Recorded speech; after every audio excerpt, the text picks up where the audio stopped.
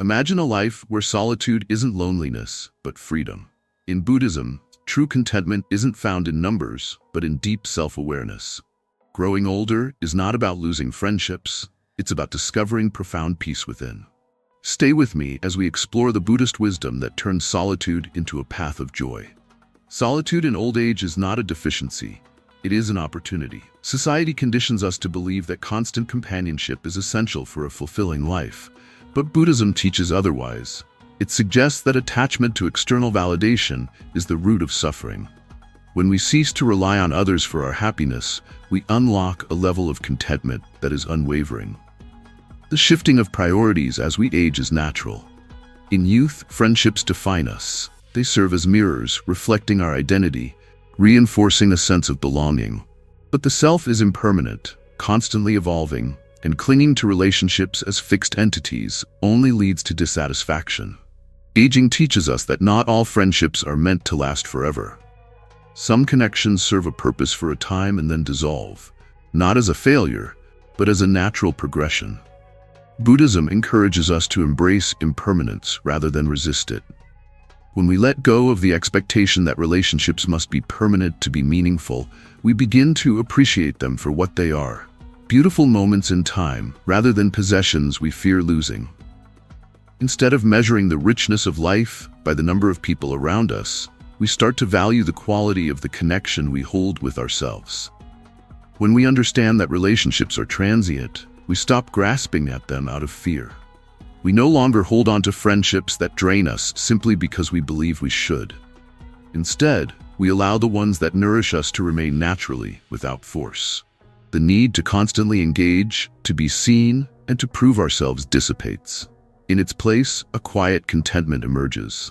We begin to savor solitude, recognizing that it is not an empty space but a sanctuary where we can truly meet ourselves. This shift in perspective does not mean shutting people out or rejecting companionship altogether. It means choosing relationships based on mutual appreciation rather than obligation. When we no longer seek validation from others, we engage with people more authentically. We become selective not from selfishness, but from wisdom. We realize that our time and energy are precious, and instead of scattering them across shallow interactions, we invest them in what truly matters. Some may view this as isolation, but in reality, it is a deepening of presence. When we embrace solitude, we discover that we are never truly alone. We are in the company of our own mind, our own breath, and the infinite stillness of existence. Self-reliance is a fundamental principle in Buddhism. The Buddha himself left behind wealth, status, and family to seek enlightenment through solitude. He understood that attachment to external sources of happiness only leads to suffering.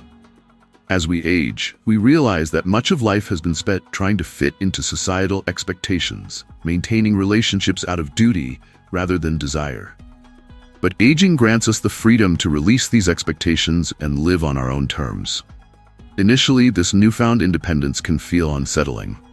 We have been conditioned to seek security in social bonds. But self-reliance is not about isolation. It is about liberation. It is the ability to engage with others by choice, rather than necessity. It is the realization that we do not need external affirmation to feel whole. True fulfillment comes from within, from the peace that arises when we are no longer driven by the fear of being alone.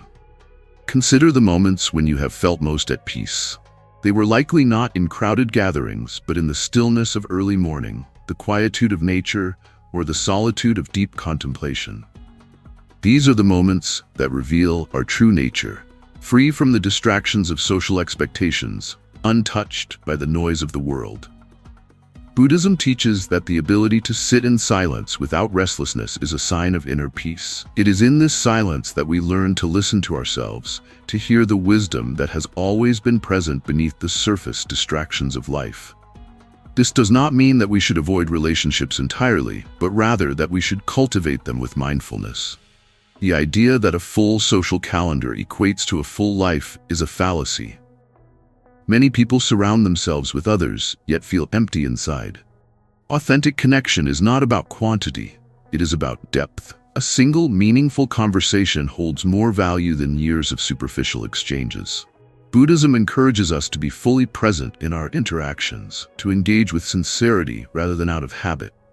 True connection does not come from the mere presence of others, but from the quality of attention we bring to each interaction.